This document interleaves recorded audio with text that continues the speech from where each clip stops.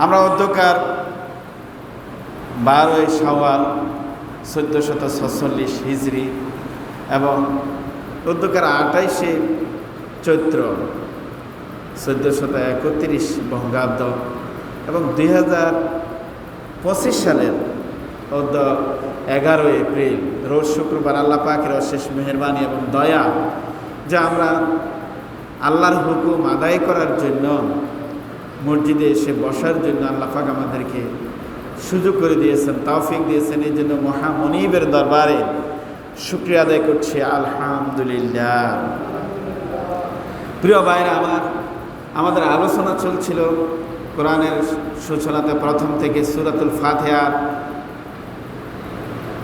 আলোচনা করছিলাম। গত জুমার আলোচনা আমরা বলছিলাম যে রব তিনি শুধু মানুষকে তৈরি করে ছেড়ে দেন না, তার রিজিক তার সব কিছুর বন্দোবস্ত সে মহান রাব্বুল আলামিন নিজ দায়িত্বে করে থাকেন। বলেন সুবহানাল্লাহ। কিন্তু আল্লাহ সুবহানাহু ওয়া তাআলা বলেছেন এই সূরা ফাতিহার ভিতরে, এই সূরা ফাতিহাটা এমন একটা কালাম যেটাকে শিফাউল কালামও বলা হয়। কেউ যদি একনিষ্ঠ অর্থাৎ আপনি নামাজ পড়েন, ইবাদত বন্দেগী করেন, কোরআন তেলাওয়াত করেন, প্রত্যেকটা বিষয়ের প্রত্যেকটা তেলাওয়াতের পেছনে থাকতে হবে আপনার দৃঢ় মনোবল এবং বিশ্বাস। যদি বিশ্বাসের ভিতরে ঘাটতি থাকে, নামাজ পড়লেও কোনো লাভ হবে না, তেলাওয়াত করলেও কোনো লাভ হবে না। আর এই কোরআন তেলাওয়াত করে যদি কাউকে যদি ফুয়ো দেন তাতেও কোনো ফায়দা অর্জিত হবে না। এই জন্য আপনার আমার প্রত্যেকেই তেলাওয়াত করার আগে কোরআনের প্রতি পূর্ণাঙ্গ আস্থা এবং বিশ্বাস রাখা এটা ইমানই দায়িত্ব। আর কেউ যদি বিশ্বাস স্থাপন করে এই কোরআনকে যদি কোনো রোগের উপর যদি শেফা সূরা ফাতিহা যদি পড়ে ফানি ফু দেয়, ওই ফানি ফুটাও তার কার্যকারী হবে। বলেন সুবহানাল্লাহ। এটা আমিও একটা বাণী যেখানে আল্লাহ পাক বলছেন ইহদিনাস সিরাতাল মুস্তাকিম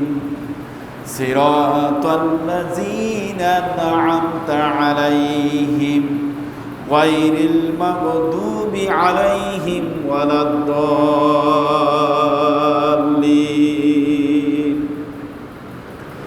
আল্লাহ রাব্বুল আলামিন বলেন এটা শুধু শেফা, এরপরে শেষ নয়। এই কালামটা হচ্ছে মানব মণ্ডলীর জন্য প্রদর্শক। বলেন সুবহানাল্লাহ। মানব মণ্ডলী কীভাবে পথ খুঁজে পাবে? আল্লাহ রাব্বুল আলামিন বলেন সাবুল মাসানি, এই 7টা আয়াতের মাধ্যমে, সূরাতুল ফাতিহার মাধ্যমে, উম্মুল কুরআন মাধ্যমে, কালামুল শিফার মাধ্যমে আল্লাহ রাব্বুল আলামিন বলতেছেন যে যারা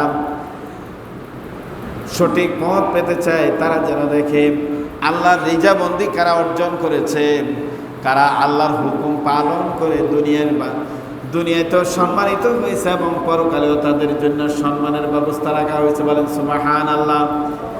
এদের প্রসঙ্গ, এদের উপমা টেনে ধরে আল্লাহ রাব্বুল আলামিন বলেন ইহদিনাস সিরাতাল মুস্তাকিম। সরল সঠিক পথ হলো আল্লাহর নির্দেশিত পথ হলো এই পথ, যেই পথে সিরাতাল্লাযীনা আন'আমতা আলাইহিম, আল্লাহর ইজাবন্দি রয়েছে, নবী রাসূলেরা চলে গেছে, তাদের অনুসারী যারা আছে, আলেম ওলামা, হক্কানি ওলামায়ে কিরাম এবং হক্কানি পীর বুজুর্গ যারা আল্লাহর রাখি নিজের জীবনটাকে সঁপে দিয়েছে, ওই পথটাই হলো সঠিক পথ। গায়রিল মাগদুবি আলাইহিম, ওই পথটাতে কখনো সুফল নাই, ওই পথটাতে কখনো কল্যাণ নাই। যে পথে আল্লাহর নারাজি, আল্লাহর নাখোশ, যেই পথে আল্লাহর আযাব এবং গজব। ফেরাউন চলে গেছে আল্লাহর নারাজি নিয়ে, সন্তুষ্টি নিয়ে। কোনটা নিয়ে? নারাজি নিয়ে। নমরুদ চলে গেল আল্লাহর নারাজি নিয়ে। এইভাবে করে যারা নবী রাসূলদের পথকে অনুসরণ না করে বক্র পথে যারা গেছে, সেটাই হচ্ছে গায়রিল মাগদুবি আলাইহিম, আল্লাহর নির্দেশনার বাইরে, আল্লাহর রহমত রাজির বাইরে যারা নিজেকে নিজে তাড়িত করেছে, নিজে পথ অনুসরণ করেছে, তারাই গজবে পতিত হয়েছে। যেমনটি করে আবু জেহেল, আবুল আহাব এরাও ছিল। আবু জেহেল এটা তো নাম ধারণ করা হয়েছে কোরআন অবতীর্ণের পরে। এর আগে আবু জেহেলের নাম ছিল আবুল হিকাম, মানে বুদ্ধিমানের পিতা। কিন্তু কোরআন নাজিল হওয়ার পর কোরআনের শিক্ষায় কোরআনের আদলে সে না আসার কারণে তার নাম রাখা হয়েছে কি আবু জেহেল, মূর্খের পিতা। এই যুগ যুগ ধরে এটা চলতে থাকবে। কোরআন যারা মানবে তারাই পণ্ডিত্য অর্জন করবে, দুনিয়াতেও তারা সম্মানিত থাকবে, পরকালেও কি তারা সম্মানিত। আর কোরআনের আদল ছাড়া নিজের ব্যক্তি জীবনকে যারা পরিচালিত করবে কোরআনের বাইরে, তারা দুনিয়ায় লাঞ্ছিত, অধপতিত, মানুষের কাছে সেই নির্যাতিত, তারপরে লাঞ্ছিতকর অবস্থার শিকার, পরকালে তো তার জন্য বিভীষিকাময় অবস্থা। আল্লাহ আমাদের প্রত্যেককে ক্ষমা করুক, সবাই আমিন বলে। তাহলে আল্লাহর নির্দেশনার বাইরে পথ যাওয়াটাই হচ্ছে কি বিপদ সংকুল পথ, ওই পথে কখনো ভূক্ষেপ করা যাবে না। আল্লাহ রাব্বুল আলামিন এরপরে বলছেন আলিফ লাম মিম যালিকাল কিতাবু লা রাইবা ফীহি হুদাল লিল মুত্তাকিন। আল্লাহ রাব্বুল আলামিন বলেন হরফে মুকাত্তাত আলিফ লাম মিম। এখন এটার নিগূঢ় রহস্যটা কি? কোরআন কারিমের ভিতরে সাদ, হা মিম, ইয়াসিন আর আলিফ লাম র, আলিফ লাম মিম, এইভাবে করে অনেক কোড রয়েছে। যেই কোডের রহস্য একমাত্র আল্লাহ রাব্বুল আলামিন এবং আল্লাহ রসুলই জানেন, আল্লাহ রসুলকে যা জানিয়ে দিয়েছেন। আমরা তো দেখি আজকাল বিভিন্ন কোডের কথা বললে অনেক শিক্ষিত সমাজ এটা বুঝে যায়। যেমন আপনি বিকাশ লেনদেন হয়, টাকা লেনদেন কিসের মাধ্যমে? একটা কোডিং সিস্টেমের মাধ্যমে। আপনাকে যার কাছে আপনি টাকা পাঠাইলেন, একটা কোড এখান থেকে ট্রান্সফার করে দিয়ে দিলেন যে হ্যাঁ এই কোডে, এই নাম্বারে, মোবাইলের এই নাম্বার, আর যে নাম্বার থেকে টাকাটা ঢুকেছে ওই নাম্বারের কোডটা হইল এই একটা গোপনীয় কোড। এই কোড ভিত্তি করে বিশ্বে এখন তারপরে অর্থের লেনদেন চলতেছে, বলেন না সুবহানাল্লাহ। আজ থেকে আপনি 20 বছর আগে যান, এটা কি ছিল? বিকাশ বলতে কিছুই ছিল না, নগদ বলতে কিছুই ছিল না, শিওর ক্যাশ বলতে কিছুই ছিল না। ছিল মোবাইলে কথাবার্তা বলতো, কিন্তু টাকার লেনদেনের কোনো ব্যবস্থা ছিল না। কিন্তু হুন্ডিতে বিভিন্ন প্রক্রিয়া টাকা করতে, এখন যেরকম তড়িৎ বেগে যে কোনো সেকেন্ডের ভিতরে আপনার বিদেশ থেকে টাকা আনা সম্ভব, দেয়া সম্ভব, আগে এই অবস্থা ছিল না। মানি অর্ডার করতো, অথবা লোক মাধ্যমে টাকা পাঠানো হতো, অথবা ব্যাংক মাধ্যমে। আমরা দেখছি ব্যাংক মাধ্যমেও টাকা পাঠাতে গেলেও 1-2 দিন সময় লেগে যেত, যেহেতু অনলাইন কোনো সার্ভিস ছিল না। ফেনী ব্যাংক থেকে যদি টাকা ছাড়তো, তারা এখান থেকে কাগজপত্র রেডি করে এটা এই যে টেলিগ্রাম সিস্টেমে ওটা পাঠাইতো কাগজপত্র, তাহলে 1 দিন বা তারপরের দিন, অনেক সময় 2 দিনও লেগে যেত।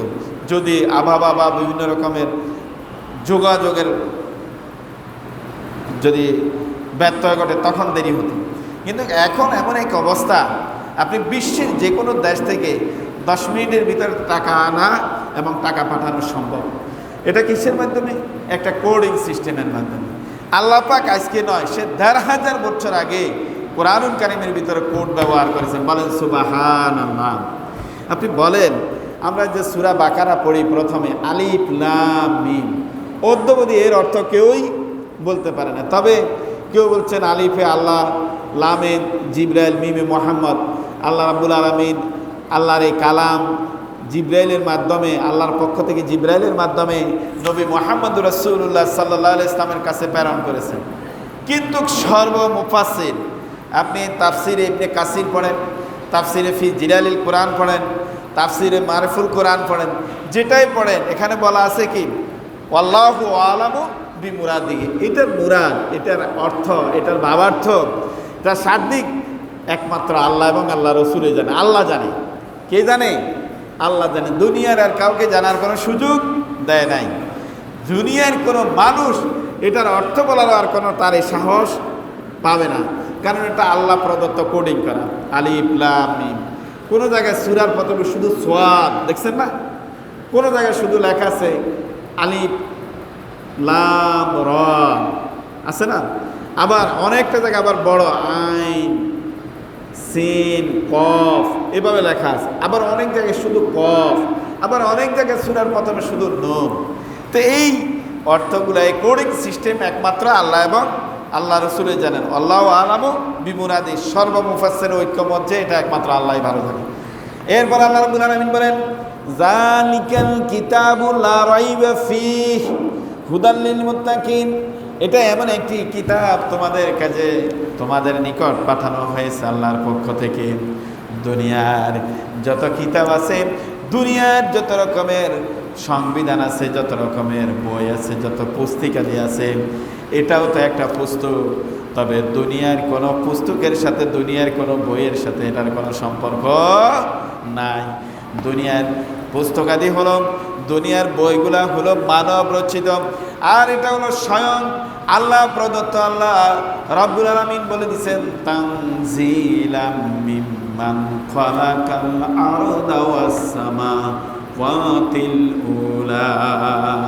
সাতবক আসমান যিনি তৈরি করে রেখেছেন, কোনো খুঁটি ছাড়া যিনি আসমান ধরে রাখতে পারেন, আর অতই সাগরের ভিতরে, যেখানে আল্লাহ রাব্বুল আলামিন এই সাগরের ভিতরে লবণাক্ত পানি, মিঠা পানি মিশ্রণ না ঘটাইয়া একই সাগরের ভিতরে দুই রকম পানি রাখতে পারেন, আর অনেক রকমের জীব রাখতে পারেন। সেই রাব্বুল আলামিন বলছেন, এটা এমন একটি কিতাব তোমাদের কাছে পাঠালাম যে কিতাবের ভিতরে কোনো রকমের ভুল খুঁজে পাওয়া যাবে না। বলেন সুবহানাল্লাহ। আর এটা কার জন্য? মুত্তাকিদের জন্য একমাত্র। কার জন্য পাঠানো হয়েছে?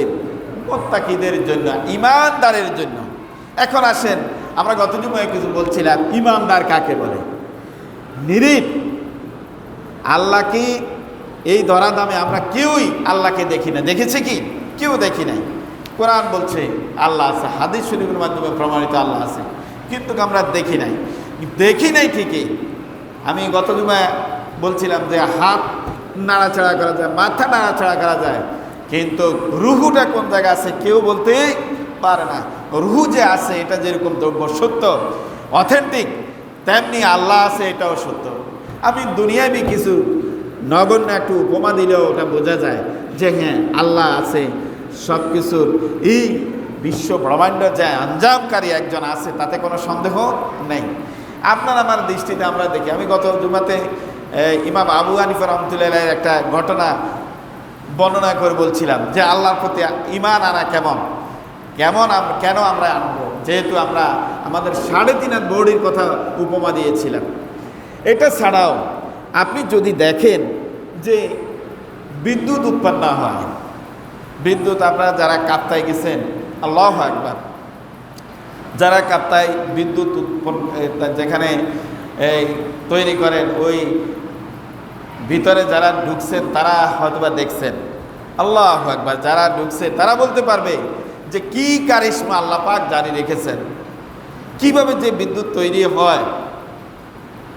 একটা পাখা ক্রেনে করে এটা উঠাইতে ট্রেন ভেঙে গেছে, স্থানান্তর করতে পারে নাই, আর অথচ এই পাখা চোখের পলকে ঘুরতেছে। বলে না সুবহানাল্লাহ। কে ঘুরাইতেছে? আল্লাহ পাকের দয়া এবং মেহেরবানি। কিন্তু এই ক্রেন চলা, পাখা ঘুরানো, এটা ছাড়াও যদি আপনি মনে করেন যে একটা বৈদ্যুতিক সাব স্টেশনে বিদ্যুৎ তৈরি করা হয়, হরেক রকমের যন্ত্রপাতি, আপনি যদি মানুষদেরকে বলেন যে আমি দেখেছি বিদ্যুতের এই কারখানাটা অটোমেটিক্যালি চলে, কোনো মানুষের ছোঁয়া লাগে নাই, কোনো মানুষ ধরা লাগে না, তাহলে নিতান্তই মানুষ আপনাকে পাগল উপাধি দিবে। কারণ বলবে একটা বৈদ্যুতিক সাব স্টেশনের ভিতরে অনেক কারিগর, অনেক প্রকৌশলী থাকে, অনেক এখানে মেশিনারিজ থাকে, এগুলা পরিচালনা করে, অটোমেটিক্যালি কোনোটাই পরিচালনা হয় না। অনুরূপভাবে আপনি আমি যে হলুদ ভাঙ্গান, মরিচ ভাঙ্গান, এই ভাঙ্গানোর মেশিনটা অটোমেটিক্যালি কোনো রকমের গুঁড়া হয় না। একজন মেকানিক সেখানে থাকেন, তার হাতের চাউনিতে সুইচ দেওয়া হয়, এখানে সুইচের মাধ্যমে মেশিনটা ঘুরে, যার প্রেক্ষিতে হলুদ গুঁড়া করা হয়, মরিচ গুঁড়া করা হয়। তাহলে দেখা যায় একটা মেশিন চালনা করতে গেলে সেখানে কারিগরের প্রয়োজন হয়। একটা কারখানা চালাইতে গেলে একটা কারিগরের, অনেক সংখ্যক কারিগরের প্রয়োজন হয়। জমিনে ধান লাগাইতে গেলে সেখানে কারিগরের প্রয়োজন হয়। কিন্তু আল্লাহ রাব্বুল আলামিন এই 7 তবক আসমান থেকে জমিনে পানি পাঠান, তাহলে বিনা কারিগর ছাড়া কে এই পানিগুলো পাঠান? বিনা কারিগর ছাড়া কি পানি হয়? না, আল্লাহ এই বড় কারিগর, আল্লাহ নিজে এগুলা তত্ত্বাবধান করেন। এক একটা বৃষ্টি যে বর্ষণ করেন, গতকালকে আমাদের ফেনীতে বৃষ্টি হয়েছিল, আপনাদের এখানে মনে হয় না, হয়েছে? হয় না। তাহলে এই যে বৃষ্টির দায়িত্বে আছেন মিকাইল আলাইহিস সালাম। আল্লাহ পাক যাকে যেখানে যেই দায়িত্ব দিয়ে রেখেছেন, এই সব দায়িত্বটা বুঝে নেন কে? আল্লাহ। সব কিছু রুলিংস কার মাধ্যমে চলে? আল্লাহর মাধ্যমে। দুনিয়ার উপর একটা কলকারখানা যদি মানুষ লাগে, তাহলে এই সার্থবক আসমান স্থির রয়েছে, যেখানে অসংখ্য তারকারাজি, অসংখ্য নক্ষত্র, অসংখ্য ফেরেশতারাজি, অসংখ্য রকমের অবকাঠামো আছে কি আর নাই? সাগরের ভিতরে আপনার একটা লবণাক্ত সাগরের মাছ আপনি কলিজা জুড়াই যাবে, কত রকমের মাছ আল্লাহ পাক তৈরি করে রেখেছেন। সুবহানাল্লাহ বলবেন না? আমরা ছোট থাকাকালীন আমরা দেখছি, আমরা বলতাম যে 2,24,000 কিয়া পয়গাম্বর, আর বলতো দেখি যে জীব জন্মার কথা আসলে কত কি, কত বলেন তো দেখি? 24,000 বলতো, যে 24,000 আল্লাহর সৃষ্টি রহস্য। আসলে কি 24,000 বলতে কি কোনো শব্দ আছে? আমি মনে করি 24 লক্ষ খালি সাগরে আছে, বলেন না সুবহানাল্লাহ। আল্লাহ পাকের সৃষ্টিরাজির কোনো শেষ নাই। আপনার আনাসে কানাসে একটা বন বাদারেও আপনি যে জীবগুলা দেখতে পান, এটা অস্বাভাবিক। যে কীভাবে মাটি, অনেক সময় পুকুর গর্ত খনন করতেছেন যেখানে পানিতে ডুবা ছিল, অনেক গভীরে যাওয়ার পর দেখতেছেন ওখানে একটা জীব কিলবিল করতেছে। এটা হোয়াইট পসিবল, এটা কি করে সম্ভব? হ্যাঁ, আল্লাহ কয় এটা আমার দ্বারাই কি সম্ভব। এটা কার দ্বারা সম্ভব? আমার আল্লাহর দ্বারাই। এই জন্য আল্লাহ রাব্বুল আলামিন বলেন যে যালিকাল কিতাবু লা রাইবা ফি, এটা এমন একটি কিতাব তোমাদেরকে পাঠানো হয়েছে তোমাদের জ্ঞান অর্জন করার জন্য, যেটার ভিতরে কোনো সন্দেহ নেই। আর এটা একমাত্র কেবলমাত্র মুত্তাকিদের জন্য। যারা এটার প্রতি বিশ্বাস স্থাপন করে না, তাদেরকে বললেও এরা বিশ্বাস করবে না, পোড়া কুফাল যারা। এরপর আল্লাহ রাব্বুল আলামিন বলেন আল্লাযীনা ইউমিনুনা বিল গায়বি ওয়া ইউকিমুনাস সালাতা ওয়া মিম্মা রাযাকনাহুম ইউনফিকুন। আল্লাহ রাব্বুল আলামিন বলেন তারা তো আমার প্রতি, ওই সমস্ত লোকেরাই তো কৃতকার্য মোমেন, যারা গায়েব আমাকে দেখে নাই, না দেখে ঈমান আনয়ন করলো। ওয়া ইউকিমুনাস সালাতা, আমি অর্ডার করেছি নামাজ পড়ার জন্য, তারা নামাজ পড়ে। তারপরে কি বলছে? ওয়াল্লাযীনা ইউমিনুনা বিমা উনজিলা ইলাইকা ওয়া মা উনজিলা মিন ক্বাবলিক। আল্লাহ রাব্বুল আলামিন বলেন দেখো, আমি তাদেরকে রিজিক দিয়েছি, এই রিজিকটাও তারা খায় এবং অন্যদেরকে খাওয়ায় আমার প্রতি বিশ্বাস স্থাপন করার পর। আমার যে নির্দেশনা জারি রয়েছে ওই নির্দেশের প্রতি তারা কি করে? পূর্ণাঙ্গ অকাট্য ঈমান আনে এবং সেই মোতাবেক তারা করে। আল্লাযীনা ইউমিনুনা বিল গায়বি ওয়া ইয়াকিমুনাস সালাতা ওয়া মিম্মা রাযাকনাহুম ইউনফিকুন। তাদেরকে রিজিক দিয়েছি, তা খায়, নিজে খায় এবং অন্যদেরকে তারা খাওয়ায়, বলেন না সুবহানাল্লাহ। এরপরে তারা কি করে? তারা যা আমি অবতীর্ণ করেছি আমার রাসূলের প্রতি, কোরআন রাসূলের কাছে এসেছে, আর এই কোরআনের প্রতি তারা পূর্ণাঙ্গ আকীদা এবং বিশ্বাস স্থাপন করে। ইউমিনুনা বিমা উনজিলা ইলাইকা ওয়া মা উনজিলা মিন ক্বাবলিক, শুধু এবারকার নবীর প্রতি আমি যা অবতীর্ণ করেছি তার প্রতি বিশ্বাস করবে তা নয়, পূর্ববর্তী নবীদের প্রতি তাওরাত এসেছে, মুসার প্রতি ইনজিল এসেছেন, দাউদের প্রতি, এইভাবে করে প্রত্যেকটা নবীর প্রতি যা আমি অবতীর্ণ করেছি, যা নাজিল করেছি তা তারা অকপটে বিশ্বাস করে নেয়, বলেন সুবহানাল্লাহ। ওয়া বিল আখিরাতি হুম ইউকিনুন, এবং তারা অকাট্য আখিরাতের প্রতি বিশ্বাস স্থাপন করে। যা নাজিল করেছি তার প্রতিও তাদের অকাট্য বিশ্বাস আছে, যা পূর্বে নাজিল হয়েছে তার প্রতিও তাদের বিশ্বাস আছে, এবং পরকালকেও তারা কি করে? এই অকপটে এই নির্দেশনা তারা তারপরে বিশ্বাস স্থাপন করে। আর করি বলে উলাইকা আলা হুদাম মির রাব্বিহিম ওয়া উলাইকা হুমুল মুফলিহুন, আল্লাহ পাক বলতেছে এই সমস্ত লোকেরাই হলো সফলকামী, সাফল্য অর্জিত হয়েছে। তারাই কি সফলকামী, যারা না দেখে আল্লাহকে বিশ্বাস করে, যারা আল্লাহর দেওয়া রিজিককে তারপরে বন্টন প্রক্রিয়ার মাধ্যমে নিজে খায় এবং অন্যদেরকে খাওয়ায়, যারা নামাজ কায়েম করে, এই সমস্ত লোকেরা সবাই কি হলো কৃতকার্য। তারা কখনোই কি হবে না, ধ্বংস হবে না। যত আপনি যে সমস্ত পীর বুজুর্গ হক্কানি পীর, তারা যুগ যুগ ধরে চলে যায়, কিন্তু তাদের স্থিতি, তাদেরকে মানুষ জিয়ারত করে, মানুষের হৃদয় স্পটে তাদের স্থান করে নেয়। কেন? আল্লাহর প্রতি যাদের আস্থা এবং বিশ্বাস থাকে, আল্লাহ রাব্বুল আলামিন তাদেরকে যুগ যুগ ধরে সম্মানিত করেন। বলেন সুবহানাল্লাহ। এটা হলো আল্লাহর শান। আর যারা আল্লাহর সাথে অন্যায় আচরণ করে, নিজের মন গড়া প্রবৃত্তি নিয়ে যারা চলে, তাদেরকে দুনিয়ায় তো কি করে, অসম্মানী করেন, এবং পরকালেও তারা কি হয়, অসম্মানী হয়। তাদের স্থান কি, তাও এই প্রসঙ্গে আল্লাহ রাব্বুল আলামিন বলেন। আল্লাহ রাব্বুল আলামিন বলেন, ইন্নাল্লাযীনা কাফারু সাওয়াউন আলাইহিম আনজারতাহুম আম লাম তুনজিরুহুম লা ইউমিনুন। আল্লাহ রাব্বুল আলামিন বলেন, নিশ্চয়ই যারা কাফের, যারা অস্বীকারী, আপনি তাদেরকে বলুন আর নাই বলুন, উভয়টা তাদের জন্য সমান। তারা ঈমান আনবে না। আপনি তাদেরকে যতই ঈমানের দীক্ষা দান করেন না কেন, তারা ঈমান আনবে না। যেমনটি করে আবু জেহেল ঈমান এনেছিল। আপনি ফেরাউনের ঘরেই মুসা আলাইহিস ইসলামের লালন পালন করা হয়েছে। তো মুসা আলাইহিস ইসলাম সম্পর্কে ফেরাউন জানছে না?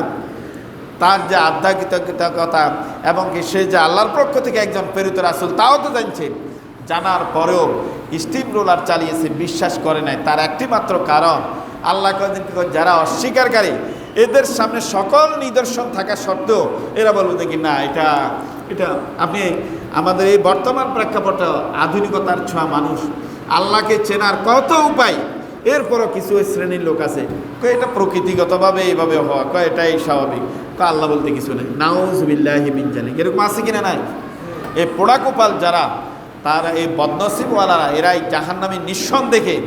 তারা দুনিয়াতেও ক্ষতিগ্রস্ত এবং পরকালেও কি ক্ষতিগ্রস্ত। এটা কে বলতেছে? আল্লাহ বলতেছে। যারা অকাট্যে বিশ্বাস স্থাপন করে, সে মোতাবেক নিজেকে পরিচালিত করে, আল্লাহ কয় এরা বুদ্ধিমান, এরা জ্ঞানী, এরা হলো সবচেয়ে সাফল্যকাম, এরাই হলো সবচেয়ে সফলতার শিখরে আরোহণকারী। বলেন না সুবহানাল্লাহ। বিভিন্ন কোরআন আপনি পড়বেন, যত পড়বেন এই ধারাবাহিকতা রক্ষা করে আপনার ঈমান অত্যধিক মজবুত হবে।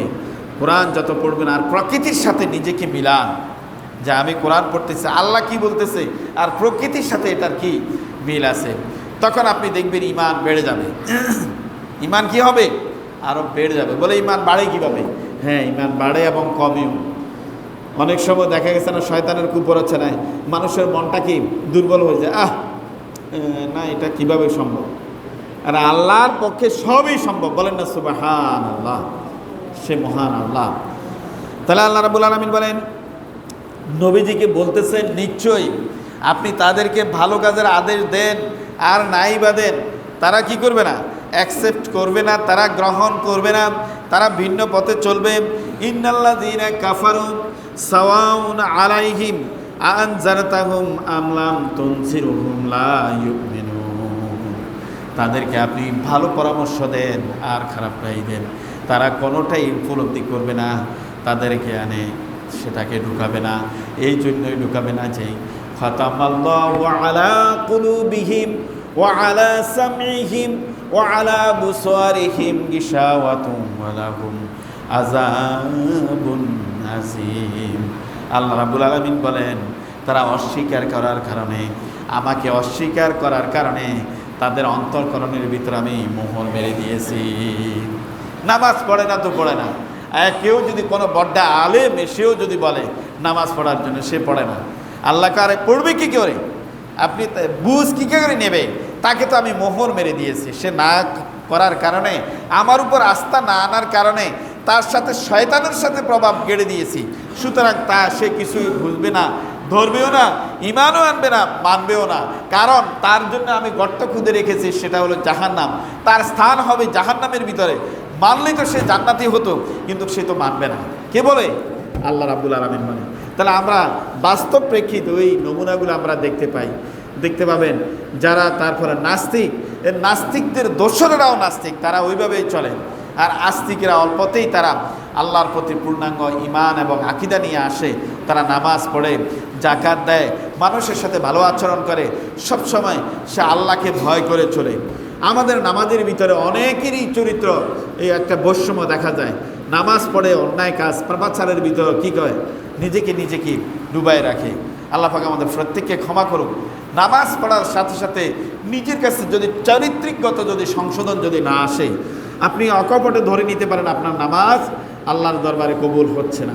তাহলে কবুল হওয়ার জন্য যে শর্ত, সেটা হলো নিজেকে শুধরানো এবং নিজের চরিত্রকে দেখেই মনে করা যে হ্যাঁ, আমার ইবাদত নিঃসন্দেহে আল্লাহর দরবারে মঞ্জুর হচ্ছে।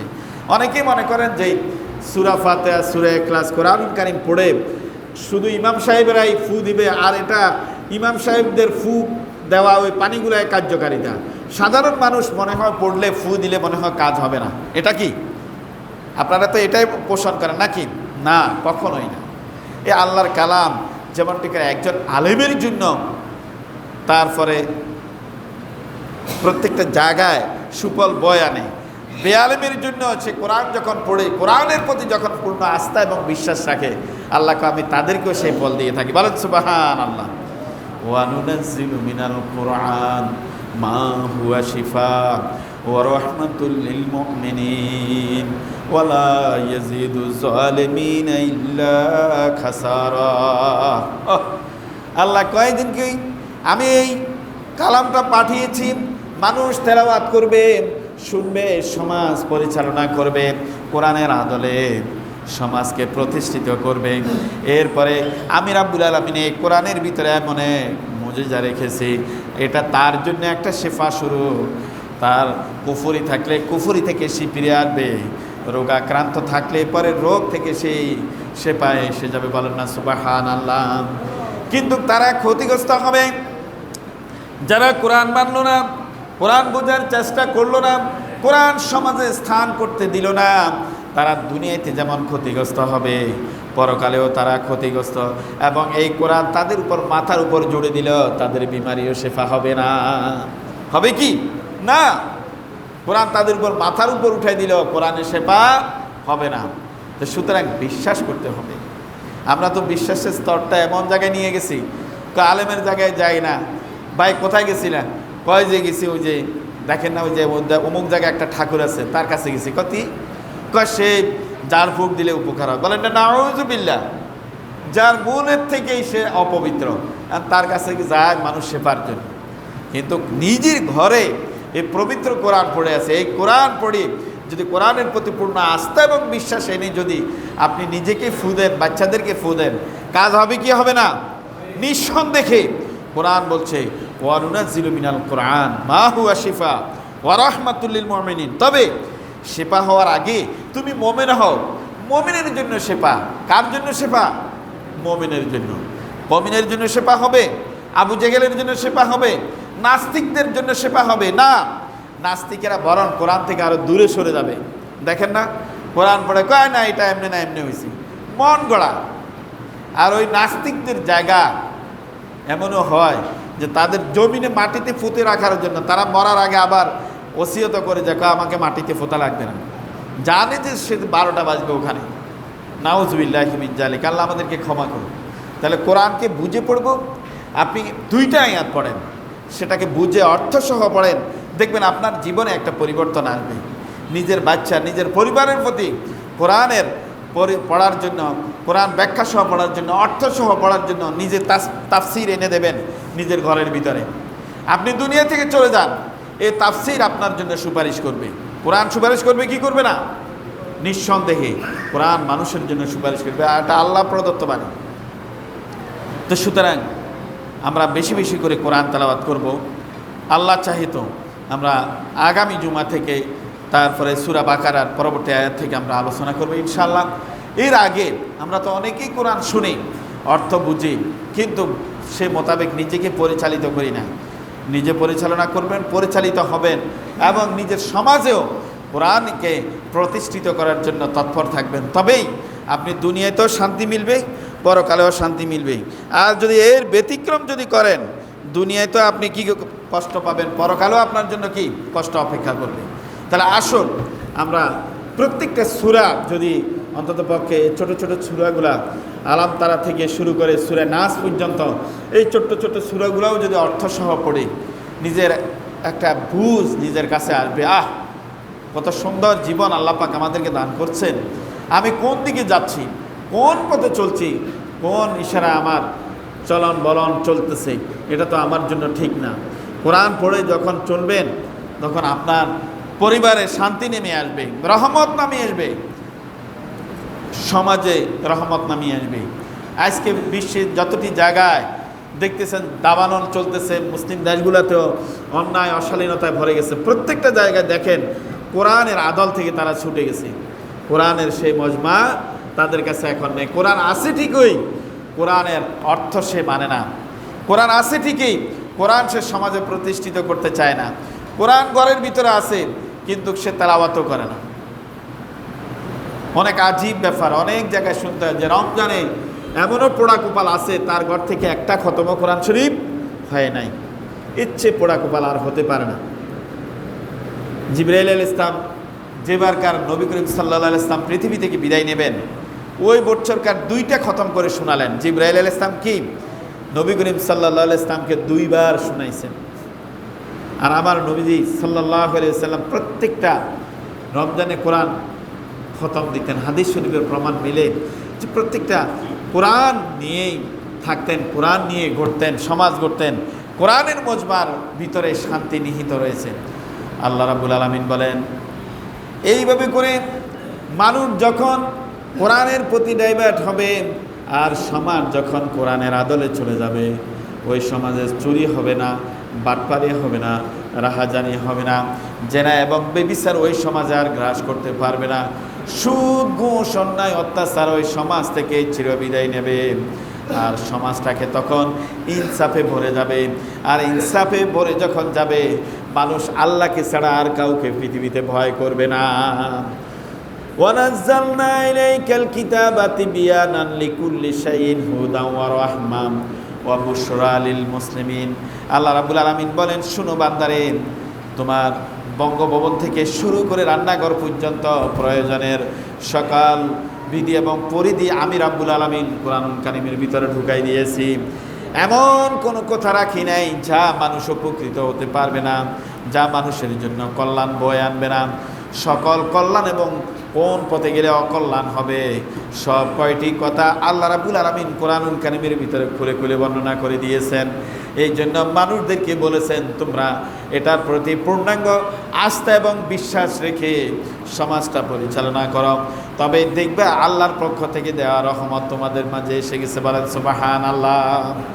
তাহলে রহমত পাইতে গেলে, নাজাত পাইতে গেলে, শান্তি পাইতে গেলে এই কোরআনের বিকল্প কোনো পথ আছে? কোনো পথ নাই। শুধু কোরআনটা আমরা মসজিদের মিম্বরে রাখবো আর নিজের অন্তরে রাখবো না, তাহলে ঈমান থাকবে না। মসজিদের মিম্বরে তো থাকবেই, নিজের ঘরেও থাকবে এবং অন্তরেও কোরআনটা থাকবে, তবেই দুনিয়াতে শান্তি, পরকালে মুক্তি নিশ্চিত হবে। আল্লাহ পাক আমাদের প্রত্যেককে কোরআনের আদলে জিন্দেগি যাপন করার, কোরআন বুঝে পড়ার, কোরআনের মোতাবেক আমল করার তৌফিকটুকুন দান করুক। সবাই আমিন বলি। ওয়া মা আলাইনা ইল্লাল বালাগ।